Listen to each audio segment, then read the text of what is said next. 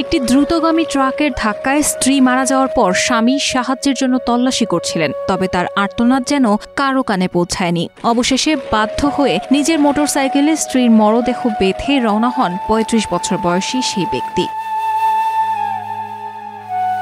সংবাদ মাধ্যম এনডিটিভি জানিয়েছে, ঘটনাটি ভারতের নাগপুরে ঘটেছে। নিহত নারীর স্বামীর নাম অমিত যাদব। সামাজিক যোগাযোগ মাধ্যমে এই ঘটনার হৃদয় বিদারক একটি ভিডিও ব্যাপকভাবে ভাইরাল হয়েছে।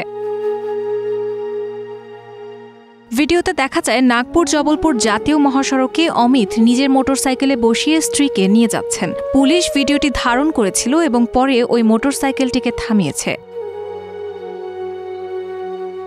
এনডিটিভি জানায়, এই হৃদয় বিতরক ঘটনা ঘটে গত ৯ আগস্ট। ওই দিন ওই দম্পতি নাগপুরের লোনারা থেকে মধ্যপ্রদেশের করণপুর যাওয়ার পথে ছিলেন। মোড়ফাটার কাছে একটি দ্রুতগামী ট্রাক তাদের ধাক্কা মারে, যার ফলে অমিতের স্ত্রী রাস্তায় পড়ে যান। দুর্ভাগ্যবশত ট্রাকটি না থেমে উল্টো তাকে চাপা দিয়ে পালিয়ে যায়।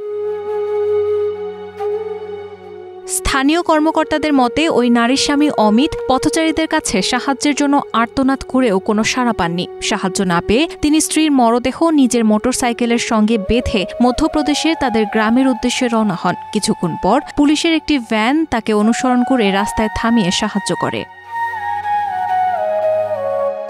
মৃতদেহ ময়নাতদন্তের জন্য নাগপুরের ইন্দিরা গান্ধী মেডিকেল কলেজে পাঠানো হয়েছে এবং পুলিশ দুর্ঘটনাজনিত মৃত্যুর মামলা দায়ের করেছে। কর্মকর্তাদের মতে, ময়নাতদন্তের রিপোর্ট পাওয়ার পর তারা পরবর্তী আইনানুগ ব্যবস্থা গ্রহণ করবেন। কর্মকর্তারা আরও জানান, ওই দম্পতি নাগপুরের লোনারায় থাকতেন, তবে তারা মূলত মধ্যপ্রদেশের সিওনির বাসিন্দা ছিলেন। রায়হানা মুন, প্রবাস খবর।